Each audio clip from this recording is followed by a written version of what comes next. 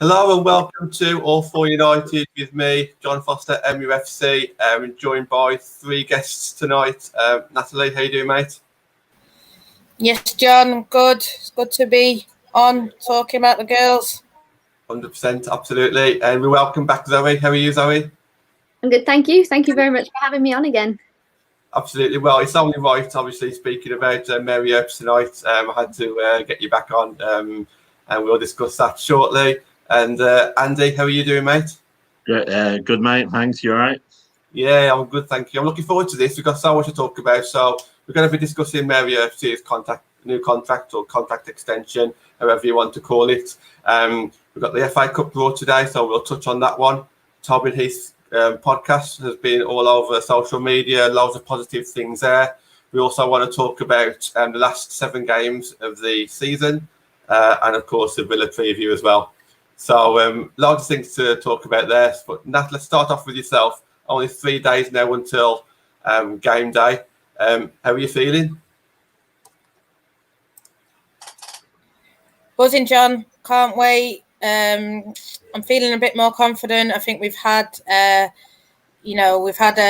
Chloe on. We're talking about Villa, but for me, we should win, shouldn't we? And I think everyone knows what's gone before wasn't right, and this is where we're going to where we will need to be. We need to be Champions League, so we've got to win against Villa to sort of get ourselves in there. So I think I'm quietly confident now. Yeah, I'm feeling so much better than I was like 3 weeks ago. Sorry, Andy, I'll ask you the same question shortly. But for me, the international break came just at the right time.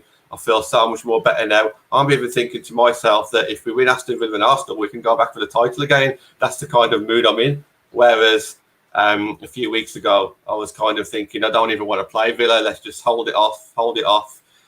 So, I mean, Zoe, what are your thoughts since the last time that you've been on the podcast? What are your thoughts on the season so far? Yeah, we had a little bit of a blip, I suppose, didn't we, just before the international break? And I know I've spoke to Nat and Debs before about internationals and how sometimes they can really frustrate us if we're in the swing of things, and it sort of interrupts us. But I think this time it came just at the right time for us, and hopefully it's given the girls time to reflect and have that little bit of extra training, those that didn't go to internationals, and hopefully we'll put on a performance this weekend. Yeah, and we'll discuss the Villa game towards the end of the show. Andy, obviously your first time on the show. There's a few people that haven't probably met you before or seen you before. What's your background regarding Man United women's team? How did you get involved? What's that? I think like most people, I started watching it after the last World Cup, and I just went along one day to LSV. I heard Nat, then saw Nat, and the and the passion there, and I think it just. I mean, I've always followed United. I've always supported United, but not really the men's side that much. And I find the women's side so inclusive, and it just brought you in like a magnet. I mean, it was like time lapse. You'd see me far away, sort of in the front. And as it got on in this championship season, I moved closer and closer to where the Barmy Army were. And now, thankfully, they've let me be part of them. And now I'm apparently one of the louder people. So and I just fell into it that way. Got to meet Zoe, got to meet Nat, you guys, and obviously the girls. And develop the passion there. And I think maybe because the club started when I started looking at the club, it's dovetailed quite nice because there's no history I've missed from the women's team anyway. Yeah. So you've sort of followed it through, Nat, just jumping on that point, Andy mentioned it's like a magnet, and I'm 100% doing when jump up. Do you want to just like elaborate on that? Because obviously it's took your life more than anybody's life. Yeah. Exactly right. It's mad. I was someone who went Old Trafford, went away games, St James's Park. I would go everywhere for the lads. I love Man United, and my intention was never to start a supporters club, to do YouTube, to talk about the girls every second. It was never my intention. It was just, let's go to a game on a Sunday. The men aren't playing, and I think like what Andy said, they just drag you in. They suck you. It's like a magnet. you see how they react to us, and we see how we react to them, and it makes it worthwhile. It's the passion. I mean, I don't like talking about the lads on here. We don't do it, but I mean that performance last night. I mean, I was saying before, it's sending people to sleep, and you know, girls have had poor performances. You know, look at what we've played, but for me, I just think, and I hate saying it, it's like they care more. It's like they want to do more. It's like they're doing it for the fans, and I'm not saying the lads aren't, but it feels more like they are for the girls. You know what I'm saying? Yeah, I agree with that, Nat, and that's what I always say. That's what I say to my friends who don't follow women's football.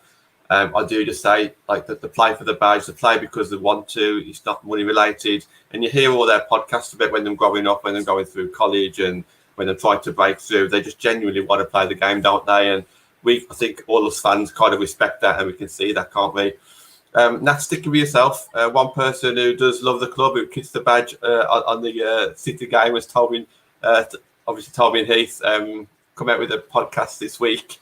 What were your thoughts on some of the things that you heard on that podcast? Yeah, like, I mean, Omar said it in there. You can tell she loves the club. I mean, this isn't planned, this T-shirt, the wearing it. It's just what's come about. And for me, I've listened to it again today. I've re-listened, and just the things that she's saying about how great and the welcome and how it's different club football here to America, and how much, you know, she you know, just really endeared herself. How Casey spoke to him, it was just direct. She's got, you know, more passion, and like I said, it's not this against them, us against them. No, it's one club. It's, you know, we love them both, we want them to do well. But like you say, for me, I think it's Casey that sort of started this whole, well, she did start it all, didn't she? And when we talked about Casey, and she's got that passion, she's got that drive. This is where we're going to be.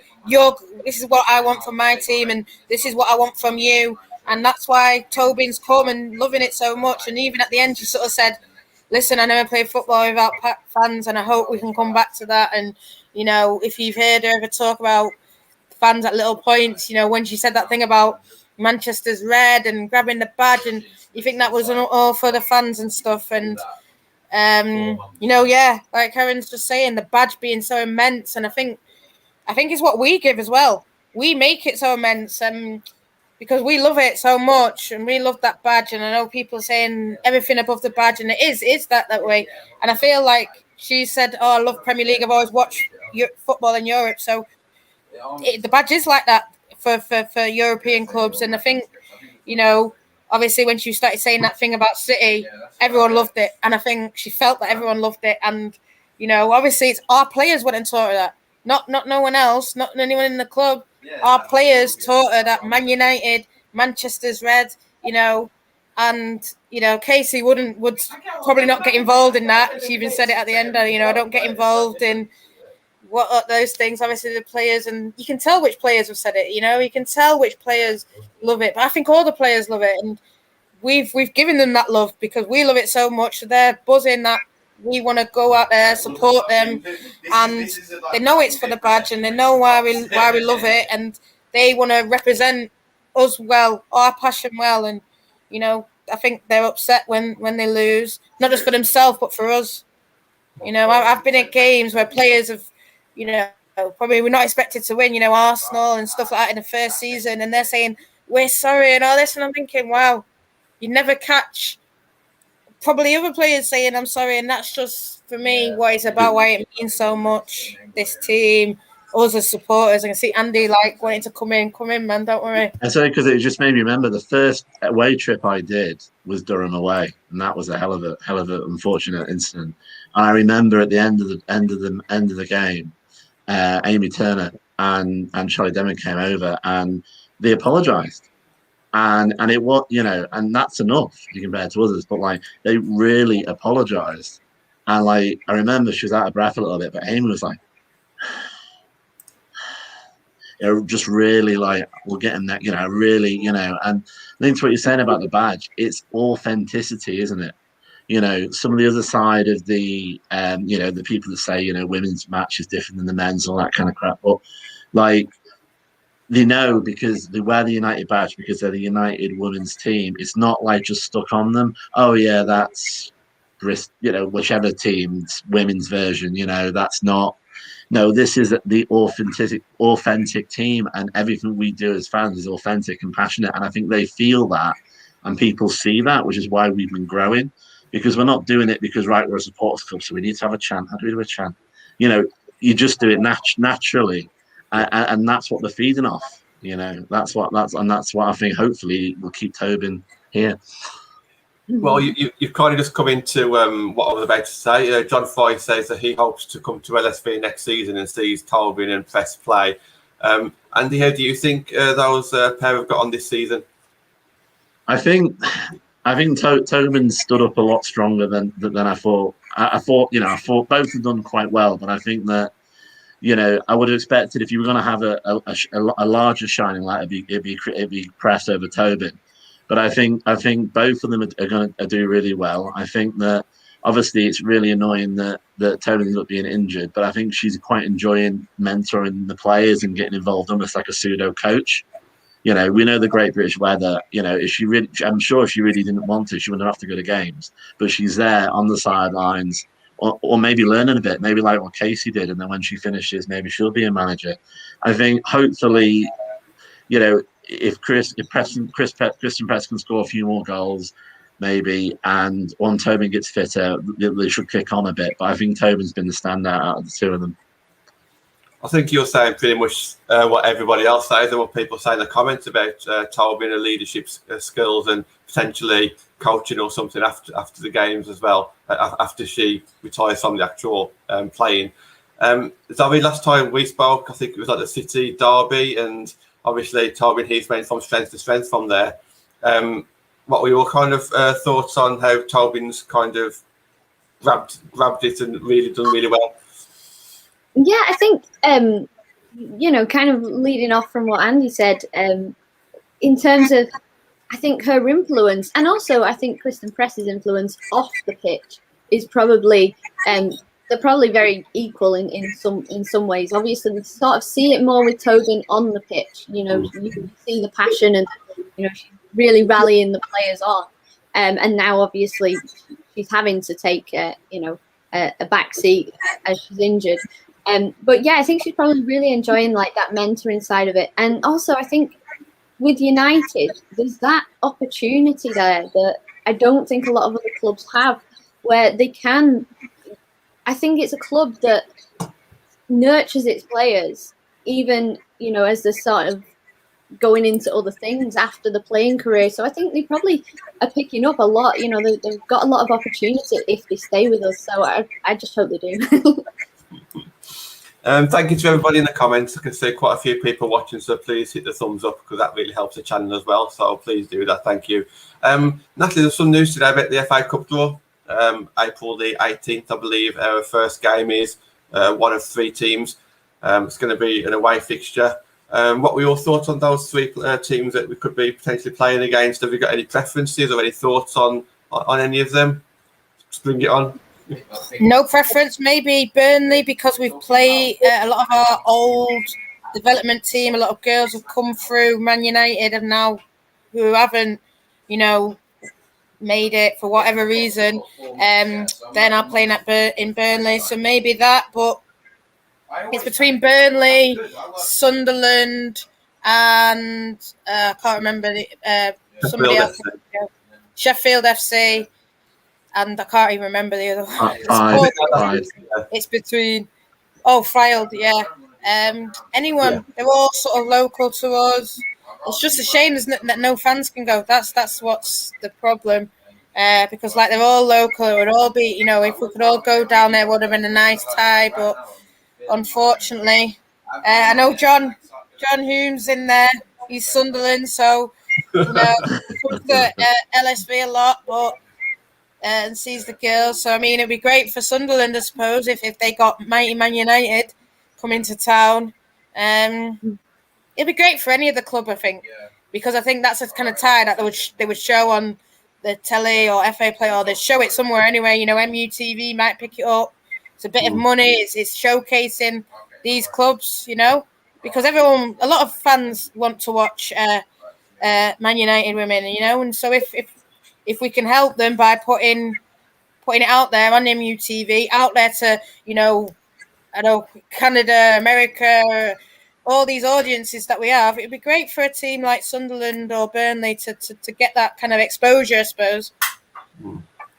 Yeah, and that's on April the 18th. So if fans may be allowed to go back into the stadiums middle of May, maybe that means that if we keep on getting through, we still might see some action this season as well. Andy, what are your thoughts on like returning back to the ground? Obviously, I know that you're looking forward to it. Of course, we all are. But have you got any thoughts on, you know, that first journey back there? I think we've had a season of dreaming of that first journey back. You think about the amount of time you've thought about it. We probably hit the Prem number 38 games, you know, which is more than, you know, than we play in the women's side. I think that it's going to be different because obviously because of COVID. But it depends on what rules, doesn't it? Obviously, if it is no restrictions, then great. But I think there will be a bit more of a distance than we used to. But it'll just be great to be in the ground. I think the girls miss us. I think we miss them. And I think, you know, when I was looking at it's funny, I almost forgot about COVID when I saw the fourth round draw. I was like, oh, Sunderland will be a great away. Oh, right. Oh, yeah. You know, because, you know, or like Fides, I think got they're trying to get up to the championships. So they're built, or it might be Burnley, one of those two clubs is building a decent ground that they're going to use. I think akin to SC United, you know, like an actual to build from. I'm imagining going there and we ain't going. But I think hopefully, you know, maybe it'll be next season. And then, you know, we can get into it again. But I almost don't want to jinx it. But, you know, hopefully we'll be in there soon. I just want to hit that ground running, to be honest, whether it be the first game next season or a semi-final or something of the FA Cup. It doesn't matter what game it is. I just want us to do something special. And I know that we will, especially with what the Barmy Army will always have planned as well. But there'll always be something there just to really hit the ground running, and I can't wait. Go on, Natalie.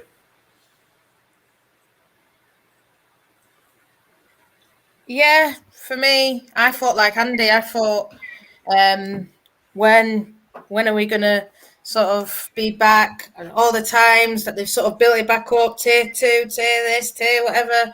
I think 17th will be the big day, but whether there's games on then or whether they have a few testers before, I don't know. Yeah, well, let's move on to Mary Earps because that's one of our biggest topics of today. So recently signed a contract, I think the title to 2023 with the option to extend one more, I believe. Zoe, do you want to start us off on this one? What were your first thoughts, first of all, the fact that she signed a new contract? Well, I was delighted. You know, I'm a massive Mary Earps fan. You know, I know that sometimes that she can get stick. I know that she's not perfect. Is anybody? But you know, I think in some ways Mary struggled a little bit this year, and I put that down to not having the fans, because she is the one player that really stands out to me as being really interactive with fans. She really feeds off them, and I think and I think in some ways, you know, that's surprising to say with a goalkeeper, because you know, when a striker has a big crowd behind them, you know, they have that kind of momentum, whereas a goalkeeper has to, you know, just react to the shot. But in some ways, I do think there's a little bit of nervousness there with Mary because she hasn't got the fans really. But I think she's still a world-class goalkeeper, and she's still making world-class saves. And it's very easy to pick up on mistakes that goalkeepers make because it leads to a goal. Whereas if anybody else on the pitch makes a mistake, you know, they might give away a free kick or get a yellow card or miss a goal. But it's very obvious when a goalkeeper makes a mistake. But she's still world class in my opinion, so I'm delighted that we're keeping her. Ben says the same thing. Ben's on the show every weekend. He's got his own channel, and he says exactly the same as yourself there, Zoe. If a goalkeeper makes a mistake, it usually leads to a goal. And, you know, it's almost like it's unfair criticism at times, because if somebody else on the pitch makes a mistake, they might not get, you know, shouted at as much. But you speak about her form. Do Do you think she needs maybe another goalkeeper to come in to kind of push her, a bit like the men's team with De Gea and Henderson, like two fantastic world-class goalkeepers? Do you think maybe Mary needs that bit more of a push to get her going a bit more?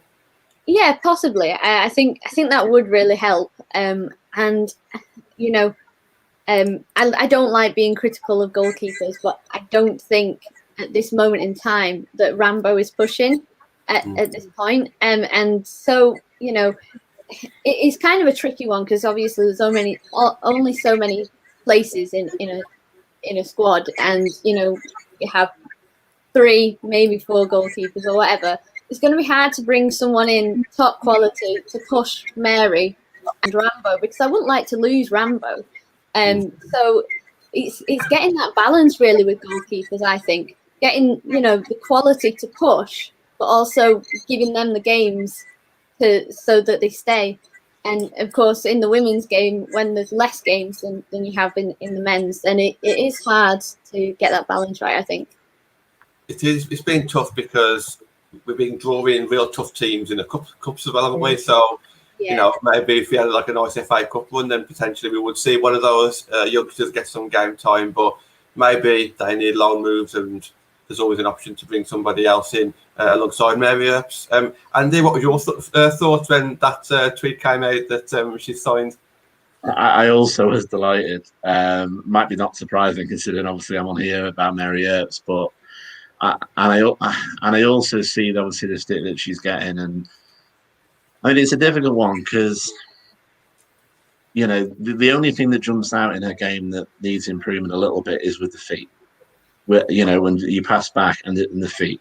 The thing that jumps out as higher quality with Rambo is she's very good with her feet. When people pass it to her, pass it back to the defender, I don't have any worries whatsoever. If you could.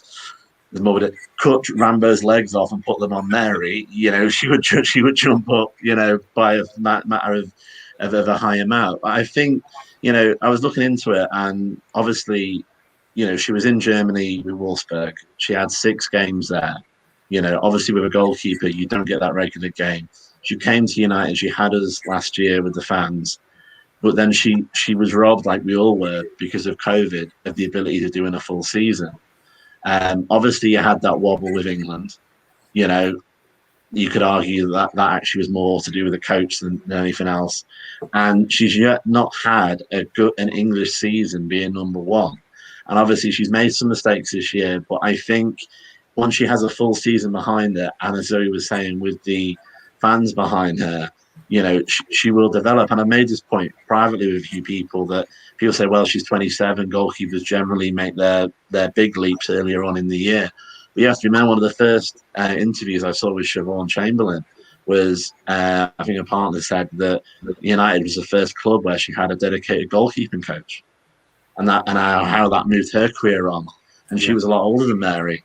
And I don't know what Mary had at Wolfsburg or Reading or Bristol Academy before then, but I imagine she didn't have the quality of the coaching staff that we have under Casey and obviously the goalkeeping coach.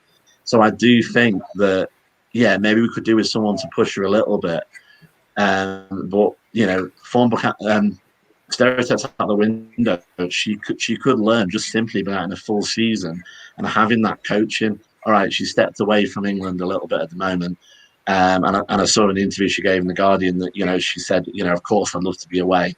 But she gets that has benefits. She's more time to ask questions. And hopefully with her attitude as well, you know, it'll push us forward. It'll push her and us forward.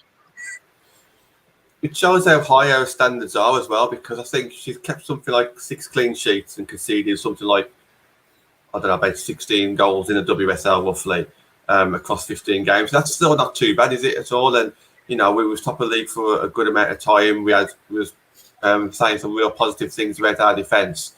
And that's just like our standards, isn't it? Any mistake, or it's not even a mistake, Andy, you mentioned like maybe your footwork. You know, this is just us wanting the very best from our players, isn't it? And as you guys just said, I pretty much agree with everything that you've said. You know, I'm really glad that she's signed. I was also happy to see, I think it was it Molly Hudson from The Times who said, she gave an interview with Mary Earps, and Mary basically said that whenever she does hear some sort of negative comment, she just kind of like brushes it off or something. She definitely reacted in a positive way to what she hears. And I think that's just a sign of maturity as well as a player. Natalie, what were your thoughts on the extension? Yeah, for me, when she signed, it was no brainer. In that, look at it, I see why people potentially got frustrated, because for me, like, it wasn't just these last two games. These last two games, yes, are solely on the defenders. Some of the defending's been poor, and some of the, one of the Reading girls got a free header, and you can't sort of, defenders have been making mistakes. So obviously then that leads to a goal if you've got a free header against a goalkeeper kind of thing, you know what I mean? 6 yards out, there's only, you can't expect her to save that. But there have been little times, and I think it's what Zoe and Andy briefly touched on, the concentration, I think. I think we saw it versus West Ham last year and this year. Some of the goals, not the best conceded. The Everton one, the one before, not the best goal to concede. And I think it's always over the head. I don't know if that's even our goalkeeper coach, I'm sure Wolfsburg had a goalkeeper coach. Yeah, like what Andy said before, that when she first was coming up, she probably didn't have any goalkeeping coach. And I think these last few years are probably the time when she's had good keeper coaches. But I'm not worried for Rambo, and I think she should go out on loan again. I'm upset that, like you said, we was robbed of it. We was robbed of those extra game time. I think she was coming back a bit into her own, Mary, after that Everton. I don't think she would have put in I don't think we would have seen those mistakes again after that game. But Rambo, she went out on loan. She only had about 4 games on loan, and I just think she needs a full season playing as number one, and then come back and then challenge. Because we saw with Henderson, he had 2 full seasons being number one, and he's come back a totally different person. So for me, I know I've seen names there, Endler, this and that one. I don't know. I can definitely see us signing someone and then Rambo going on loan. But then that doesn't mean, right, that's it for Mary. We need competition. Mm-hmm. And I say about the defenders, I say about the midfielders, I say about the strikers, 2 quality players for every position. And people just need to realise that, whoever comes in at goalkeeper is going to make Mary even better, because then she'll have to raise her game to it. So you can say, Mary's making these mistakes, but maybe she's making it, like you say, no fans. And for me, there's not really that level of competition. Whereas if you make a mistake, who's going to come in your place? Whereas you see, I can see the Chelsea fans saying, Ann-Katrin Berger, they've just signed a top quality young, and the kid had to keep shirt off, ready to go, ready to take her place. No kind of, I hope she's all right. It's boom, I'm ready to go in that goal now, and I think Mary needs someone like that. I'm not saying that Rambo isn't that one, because I think once Rambo has those minutes behind her, and that's what really upsets me most, that all these young kids have had that time stripped of them, I think potentially if we had a full season and Rambo had come back after having, 6 months playing regular football, you would have seen different Rambo now, different player. But I think we need, Chelsea, they got Ann-Katrin Berger, they had I can't even say Lindahl, who's playing for Atletico now. They had those 2-3 quality players, and they've still got Carly Telford, who's in England squad. And, people can say what they want, but like, she's still there and she's training up. And I just think, God, this is what I would do. I bring back Shivy. I bring her back and let her train with the young ones. I know probably she doesn't want to do coaching, who knows, but I've been saying to her, listen, come back here. You know about the Barmy Army, you know about what to expect. So when these young kids have to go and play in goal, you know what the fans are thinking. If you make a mistake, if this, but that doesn't mean that, I'm going to then, Mary makes a mistake, I'm not going to cheer her name. And it's not because I'm celebrating mediocrity, it's because that's what you do as fans who are in the ground. You need to support your keepers, support all your players, 120% all the time, always behind them. So, and like Zoe said, she loves the fans, and it's that authenticity we were saying before. So that's why everyone loves her. So when I see people saying, why, Mary this, and look at all these, no, it's because She knows what it means to us. We know what it means to her, and we all want the standards to raise. So it's nothing, not a slight on her or anything like that. And I don't want her to see it as that. And I don't think she does, to be fair. Sorry, I've gone on a rant. No, I think you remind me of a point that I made on one of the previous podcasts as well, regarding we need our second goalkeeper, because at the moment, Rambo or Bentley, to me, they're not even mature enough to play in Europe.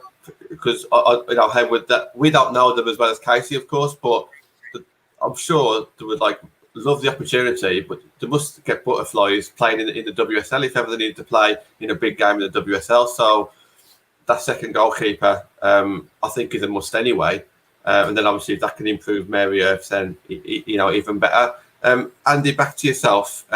You started off telling the story before we went live about your first memories kind of Mary Earps and why you're a big fan of Mary. Do you want to just kind of continue that now? Yeah, no problem. I mean, in fact, we're great listening to that. I mean, I follow you into battle. I swear to God, it's fantastic. That passion there, isn't it? I mean, I was just listening about that. I think Mary wouldn't want it any other way, because she's a goalkeeper. She's not necessarily a female goalkeeper in that respect. She knows that if De Gea is not playing well, his number 2 is pushing him. She and that's what she wants, and that's when she wouldn't want it anywhere else, with us. But yeah, going back to the story, I mean, it might surprise a few people because I talk for England and I'm on here, but I'm kind of a bit nervous generally, so I suffer a little bit of anxiety, and obviously, as I said, we had the championship team. I wasn't really with the Barmy Army then. It was the first season in WSL, and I went on my own and was just, metaphorically and almost literally, arms around you, and you're in the club. And then we went on the aways, and I still didn't have the confidence to, ask for a selfie or to chat to them that much after the game, because I was still kind of blown away that they would talk to you. And certainly a lot of them, I think, really get a kick out of the support that they get. I remember with Leah Galton when she was having that pseudo story in the Mail about her dissing England or whatever. I think we must have chanted, with the Leah Galton chant for 90 minutes. And you could tell it really lifted her, and I think she thanked us afterwards. She can tell that. And with Mary, she's one of my favourite players. I've got to thank Zoe, actually, because she pretty much went, and sort of got me to do it. And I mean, it was a game, I can't remember which game it was, but it was a game before the fog game, where we couldn't see anything. So it was at LSV, and I didn't say anything much. I just took a picture, and I was just so pleased, just to say hello, and she was so accommodating as well. And it was actually later on Twitter when, I said, I think I messaged something like, "Oh, I'm glad I got rid of my nerves to get this picture," this kind of thing. And I wasn't expecting her to respond. I thought maybe you might get a like, you never know. And she actually gave a personalized tweet back saying, "I'm really glad you did too." And that's just mind-blowing, and it gave me a lot more confidence. And I mean, I'm still a little bit like oh my God, and when you see her, but it was so lovely that she spent the time to a complete randomer, not to just do a standard thanks, or even to respond, and I suppose that's part of the reason why I've got a bit of a soft spot for Mary. That's a lovely story, and I can only echo what you said, because I've heard Mary speak to fans. I've heard her speak to David Pitt, one of our friends. I'm sure he won't mind me saying, but she spoke to him as if they've known each other all their lives, and she's just so comfortable with fans, whereas I think some players might not. Well, I think they probably do feel comfortable now after this time, but maybe some of the youngsters wouldn't. But yeah, you can really see that she's really honest with the fans, and you can see that there's love there, and it goes both ways, doesn't it? Yeah. So we just to end up with yourself then on Mary Earps. Obviously she's 27 now. Would you like to see her finish her career here? Can you see her staying here until she's ready to hang up her boots or gloves? Yeah, yeah, I can. I really hope that she does. I really do. And also, I wanted to add that she's a player that I think does actually have a lot of influence in sort of the outfield that sometimes doesn't go. She doesn't get a lot of recognition for that. But I remember last season when we were in the ground, if you watch some of the huddles, the team huddles, it wasn't always Katie Zellum, our captain, talking to the group. It was Mary Earps that was rallying them. And And I think sometimes that can really sort of, that kind of team talk and that kind of involvement within the team can really change a game, even just subtle things like that. And I think maybe she's doing it less this year with, because I know she said about, Tobin's influence as well. And then obviously Amy Turner's done a lot of, been a captain for us for quite a few of our games. But I think she still does have a lot of influence within the team. And I think, that's a real positive, and that's what I'd like to see in a goalkeeper, not just the great save. So I'd really love her to stay for as long as possible. I think that's just for me. Go on, sorry. Yeah, go on. Yeah. Yeah, I mean, you can hear it. Now there's no fans there. I mean, I think we sort of heard a shouting when there was fans there, but we were more singing over it. But now there's no fans there. There's a few games, and I'm hearing her go, Millie, go left, da-da-da, over the shoulder. And she's shouting things, but she's shouting, Zelly, da-da-da, and that's how far she's shouting up. And yeah, Zelly sits sort of on the D of the circle, but she's like, Zelly, push on, Smithy, Kirsten, do this. So you can tell that, she likes to talk, and I like keepers who talk. So, that's a good aspect. And obviously they listen to her, because then you see a bit of thing and you hear them. Sometimes you hear Zelly shouting back, you know what I'm saying? And I think that's what people have said, isn't it? That's been a benefit. You can hear things, you can hear Casey, but you can also hear Mary really, Mill do this, Mill do that. It seems to be Millie always getting shouted at. Before we move on to the next subject, there are a few comments in the comments, nothing to do with Mary Earps, just about how many signings we need for next summer. It's varying. Some people are saying 4, some people are saying as high as 7 and 8. It's interesting to see what people's thoughts are. Obviously, is that down to the actual squad? Is that how you think about the first team there, like the starting 11? But it'll be interesting to see what happens this season, and maybe things have already started as well.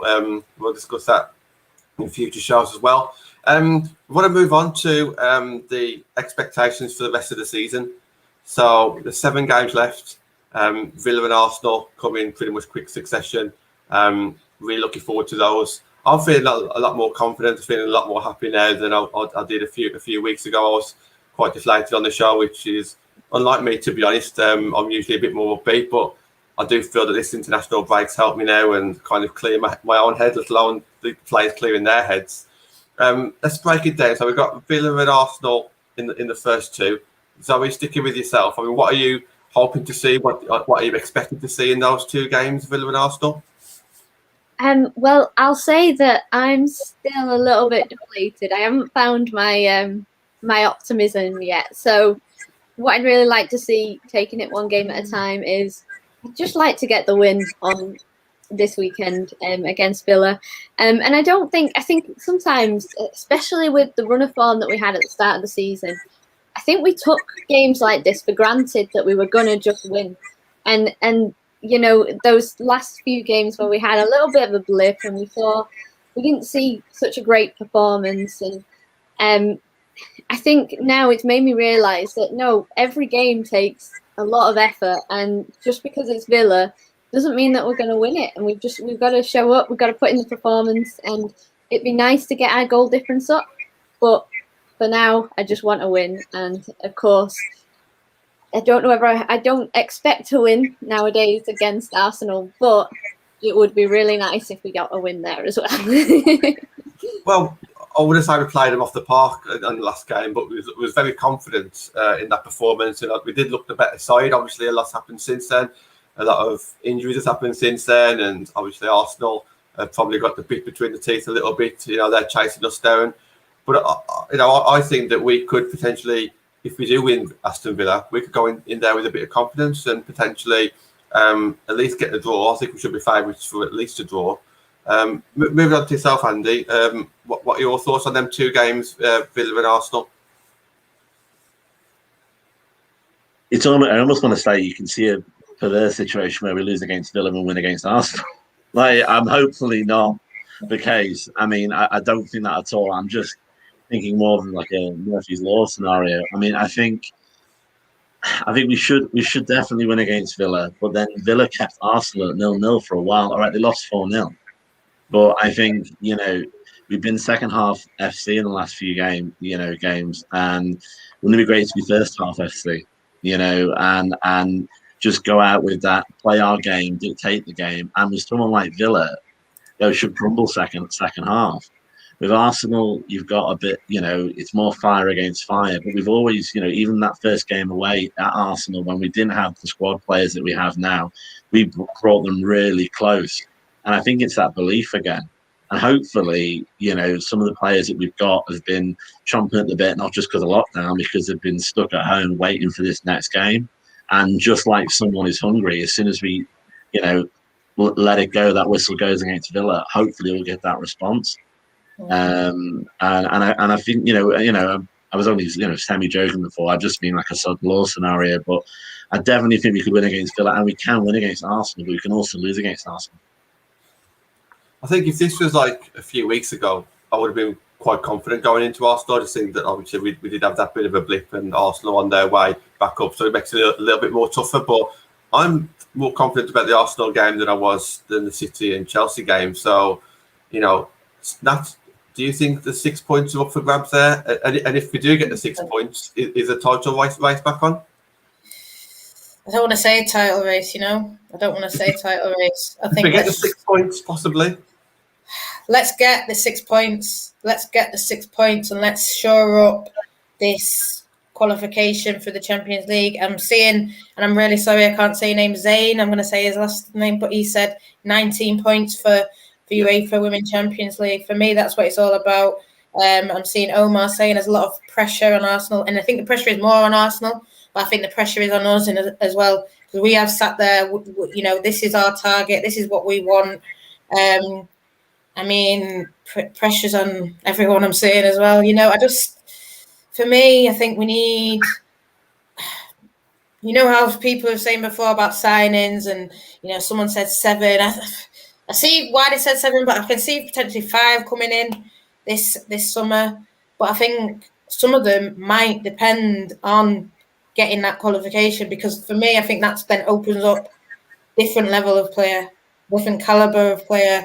There'll be players that only want to come and play in the Champions League, which, is well in their right. If they're young, up and coming, highly, world-class players, you're going to want to play in the Champions League. It is what it is. And,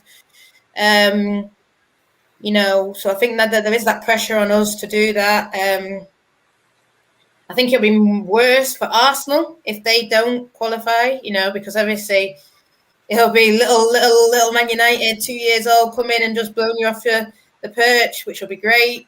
But I think we need, even for the fans, because I think we were starting to believe, and it'll just be, it's not get it. You don't have to look at it as a whole overall, but for me, it's like what you sort of said, John. I think I'm more confident against Arsenal than I am City and Chelsea. We've done City and Chelsea now. I think they've still got to play one of them. I don't know. I'm not really clued up on everything. I don't know. But they've got to play. I can't even remember who they've got to play. I'm not bothered about them. I'm bothered about us. Let's shore it up. And I think if we do get 6 points, for me, that's, it's not done. But I can more confidently say, yeah, we're going to be in. We're going to go to Europe. Get your passport ready. I've already got mine ready. But I can say it with confidence a bit more. Then, yeah, you pulled it. You got it there, right? He knew I was going to say it. But yeah, I can't wait to use that. And I think that's it, absolutely right. The first thing you got to think of is making sure that we secure Europe.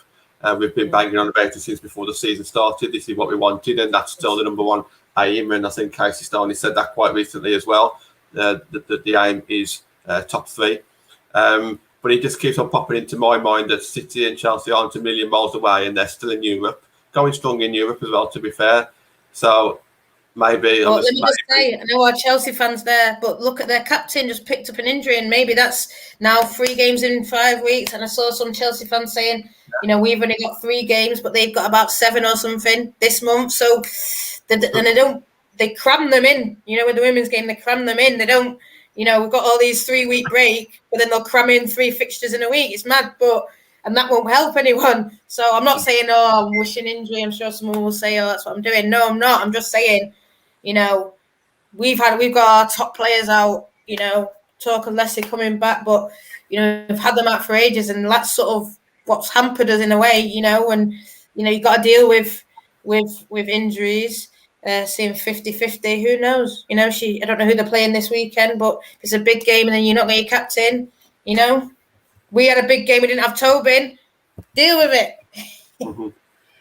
That's part of the game, isn't it? And we're definitely not wishing injury on anyone, but if players will automatically start getting tired if they're travelling around and playing 2 or 3 games a week. So that was just something that I thought, if we do win 2 games on a trot, maybe we can start thinking about that again, but certainly not on the forefront of my mind. Someone in the comments, I think it was Zane, mentioned 19 out of 21 points. Sorry, that's like basically 6 wins and a draw. I think that's pretty much how we started the season. I think we drew against Chelsea, then won 5 or 6 on the trot, I think. The other games after Aston Villa and Arsenal are West Ham, Brighton, Tottenham, Bristol, and then last game of the season, Everton. Now, obviously, it's not that easy, but on paper, there's no major games there apart from potentially the end of the season. On paper, that is, of course. If we do come out of those 2 games, Aston Villa and Arsenal, with some good results, how comfortable or how confident would you feel about getting European place or even higher? I'd feel confident. And I'm not an overly confident person. So, I mean, the ones that stick out to me are West Ham, but I have family history with West Ham. But I also know, you know, we had a battle with them last year, and they came out on top. And so that's a game I'd get nervous about. And of course, Everton, we've got a lot of history with Everton as a club, as a women's side, and so those are the 2 that I'd worry about. The others I'd hope to sort of, you know, have in the bag. But we've got to hope that our players don't think like that, really, because when you start thinking like that, you start coming out with a bit of an attitude, and then you get punished for it, I think. So I hope the players don't think like me. Andy, what are your thoughts on? Go on, Nat, go on. I just think the fact that we're so close to maybe we do rub off, and that's when I get worried that we're rubbing off on them. Oh, it's in the bag, and then Well, we know what happened with, you know, we saw the Reading game. Obviously, we should have, you know, we were favourites for that Reading game on paper. And I think that we have seen less of that this season. So Reading is mainly the only real upset. I think all the other games that we have dropped points on were against like better quality opponents. So I do think, because, you know, we have got a lot better at that this season compared to last season. So hopefully, I'm pretty sure that they wouldn't take anything for granted. But it's nice to know that they are winnable games. It's not like Chelsea every week or City every week. You know, there are games where if we perform at our best, then we should win. Andy, what are your thoughts on that? Yeah, I mean, I think if you look at the table, West Ham could be fighting for their life when we play for them. Depending on if Bristol keep going, you know, obviously they've got, you know, Ebony doing well there, and obviously Amy Palmer. And, you know, and on paper, it's both very winnable games, but depends if, you know, I mean, if you watch the West Ham BBC series, Jack Sullivan kind of insinuates that if they did drop, that might be the end of the team. I mean, it's an insinuation in my opinion, but you just don't know if, you know, on any given Sunday, like the Americans would say, if one of those teams have really, you know, if they need to win to stay up, then, you know, I think it's towards the end of the season, Bristol, isn't it? So that'd be more relevant for them. That can be quite a difficult game for us. But I think, you know, if we set the standards with Villa, we get a result against Arsenal, and we get that chain rolling again. You know, hopefully we should be anyone who's left on that fixture list, really. That's what I'm thinking. I just want to get that ball rolling again, like we did at the start of the season, and get that one win, and then a brilliant win against Arsenal. That would be if we can get that Arsenal win again, and then hopefully then that confidence will come, and like you just said there, Andy, just keep on going then until the end of the season. And I have got one thing in my mind there when he just mentioned Bristol. They time wasted against us the other day at LSV when they won. I think they won 1-0, and it was like a lot of time wasted. The goalkeeper kept on taking the time with the goal kicks, and we was even counting 1 to 10 to kind of show the referee how much it was time wasting. So we got to 30 at one point. I probably did, yeah. It did, yeah. So I've got no kind of love lost with Bristol, unfortunately. We'll move on to the actual Aston Villa game. So it's on Sunday, isn't it? Is it on BT Sport or not MUTV? Is it this one? I think. Is this the MUTV one? Yeah, so. It's scheduled for MUTV. We hope it's on MUTV, so we'll have to watch it via FA Player. But I mean, if it's on MUTV, they might use Shivy as a commentator. I know Shivy is commentating, whether it will be after or what, but hopefully it's live with Shivy commentary. That's right, yeah.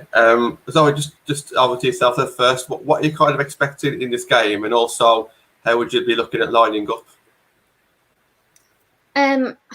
I'd like us to be intense and ruthless. I don't know whether we will. When we last played them, I was unimpressed with the first kind of half, or I can't remember, at what point we scored, but I didn't feel like we were trying hard enough, and they seemed to be. And, we came away with a win, but I want them to show Aston Villa who we are. I want them to show fight. I want them to be relentless with the pressure. In terms of how we line up, I mean, I'm not up to date. One thing that I was going to say was, I don't know when everyone's back from injury. If we've got the likes of Tobin Heath and one that I really want to mention is Russo. If she's back towards the end of this season, we have a brilliant chance of getting those Champions League places and maybe higher. Because, I was annoyed with the BBC the other day after we played City when they said they showed it on Final Score the next day, highlights. They were going on how great City were and how the titles between City and Chelsea now. We're only 1 point behind City. So it's between City and Chelsea. Why are we not in that as well? And so I think it depends who's back. Nat, you probably know when Russo's due back, but she was brilliant in the opening stages of the season, and she could be a game changer for us. She'll be back soon, hopefully. I don't know. Soon. Staniforth's back. Okay. Good. Russo's been very active on Twitter as well lately. She's been putting a few tweets and posts out as well. Good comment here from John. We don't need Hayley and Katie starting on Sunday. So maybe, John, I'm guessing you're leaning more towards a Tooney and Gronan in midfield, along with Hayley Ladd sitting maybe. I wouldn't want to sacrifice Hayley because whenever we seem to do that, it doesn't really work out too well. But that is always an option of maybe Katie, Jackie and Tooney together when we do want to go more attacking. What are your thoughts on the midfield combination, Andy? Yeah, I mean, I think what was interesting against City, I know it didn't work for us, but I never seen Jackie be so attacking before. I know she doesn't score goals, but she was actually quite an attacking threat. And I mean, maybe it is because she hasn't got that final touch that people aren't buying it as much. But I'd like to see her going forward like she was against City. I think that obviously, if Russo's back, that'd be great. If Ivana's been, I think she played for Brazil, didn't she? And it'd be great to give her some time now. She's done the international. She's already played for the international. But really, what I think we need just to settle everything down is a quick first goal, even against Villa. Just get a quick first goal, play our own game, and they're going to fold for us. We won't actually have to pick through them as much. Obviously, Arsenal's a different matter, but that's what I mean. Obviously they haven't got the fans there, but if you had the fans there, first goal, everyone has that sigh of relief. We get rid of what was before the international break, and we play our game, and we'll steamroll through them. And I'm hoping because as I say, they kept Arsenal to 0-0 for a while, and if they do it to us, the wrong wind, they could nick a goal, and we wouldn't want that. So I think we need to be a bit more attacking. Yeah, and just touching on what Zoe said, which is similar to yourself there as well. Last time out, it was 1-0 for a very long time, and we did make it hard for ourselves. It'd be great just to kind of it's not that easy, I know, but if you can get like two goals up by half time, then we can actually sit back and kind of enjoy it as fans, can't we? And if it's still 0-0 going into 70 minutes, it's going to be really, really, tedious, isn't it? It really is going to be quite frustrating. Nat, what are your thoughts on the starting lineup? Yeah, I think I saw someone say Jane Ross scored a hat trick against I think it was Karen. Yeah. I don't know about that. Well, if you know, jump in the DMs. Let me know. I think Max. Someone else has said it as well. He might have been on here, to be honest. I can't remember. But that's right, okay. Well, if she did, bloody hell, that's good. I'm happy. Maybe even give her a run out. I don't know. But listen, no, I would definitely lean towards the Jackie, Hayley, Tooney, like you said. I'd have, I think Smithy's back. I play Smithy and Honor, fullbacks, Turners.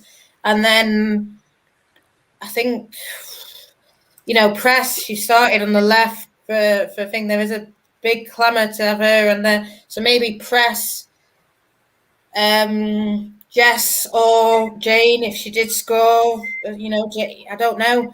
And then Hanson on the right, Hanson scored, Press scored. Is it that? Like what Andy said, Ivana did really well for Brazil. Would you bring her on? But Tooney scored a goal, so I'd probably keep it the way it is. Play Ivana as 9.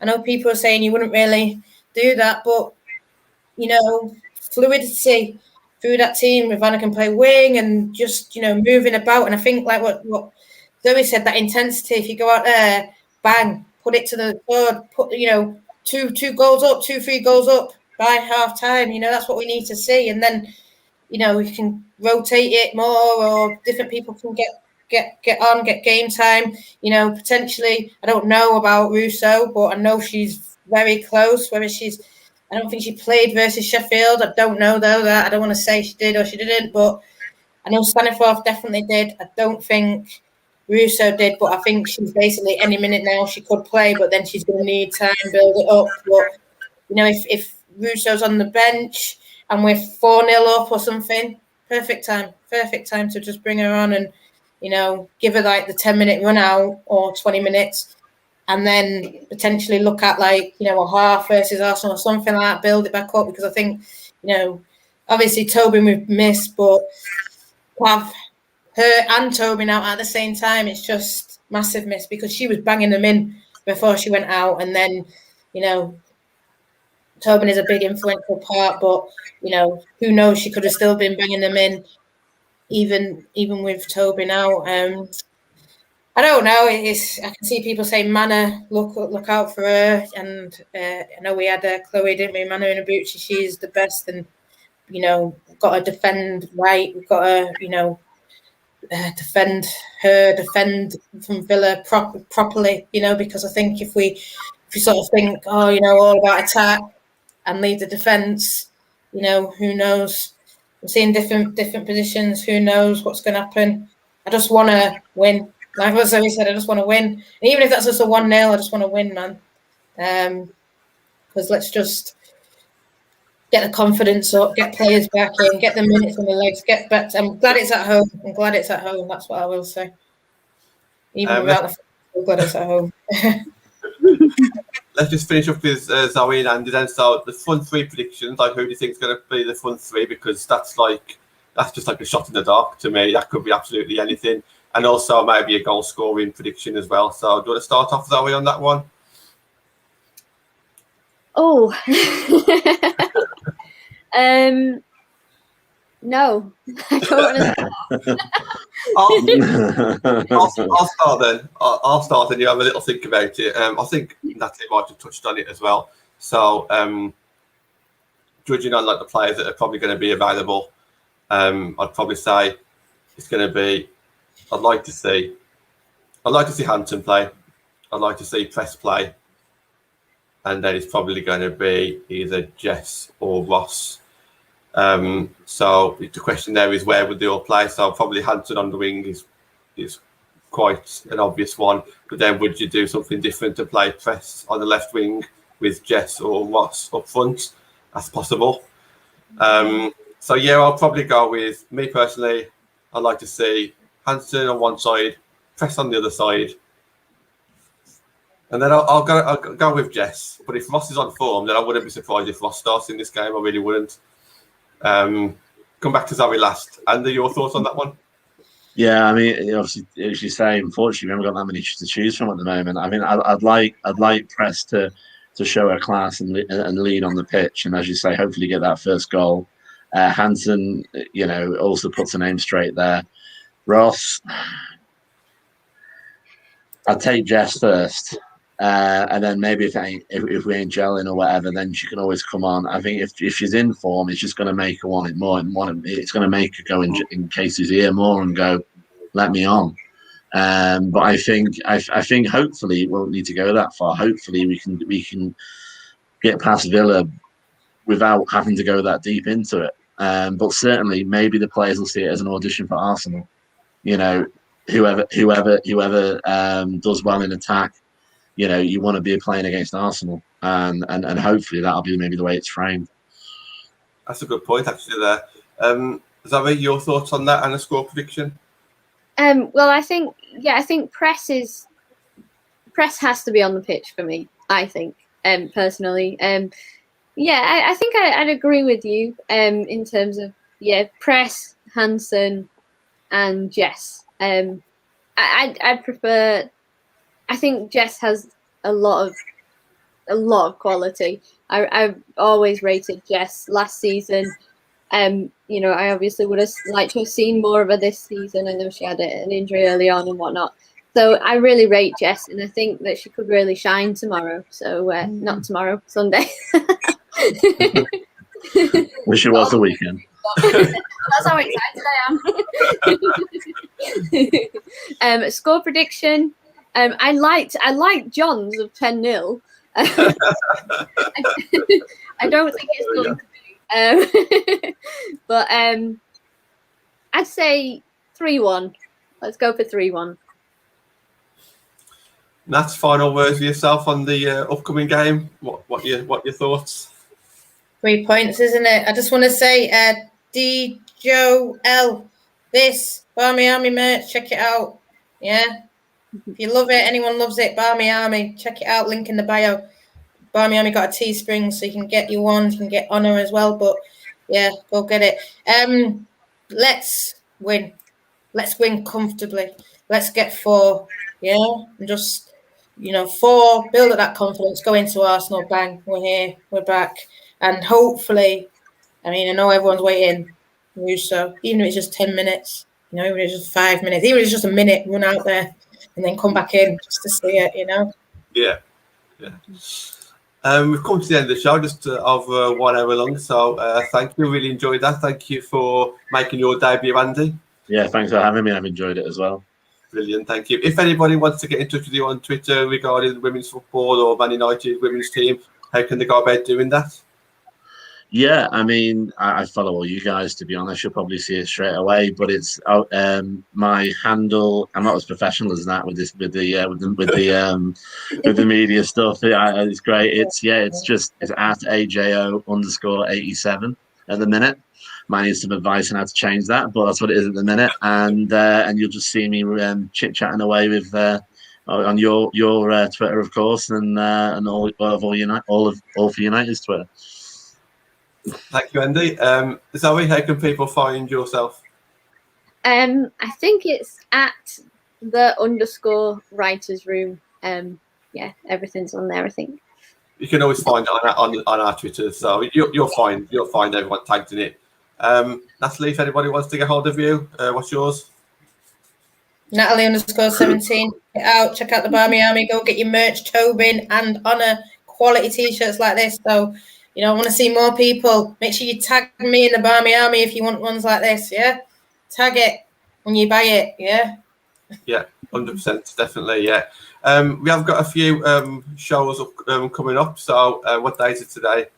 It's Thursday today. So Friday, tomorrow's a day off. Saturday, Matt and Ben are doing a live show on our Twitter account. So if you're not on our Twitter account, search for it, All for United WFC. So we go live on there when we're not live on here or when there's not a match. So you guys can always tune in. That'll be at 8 o'clock.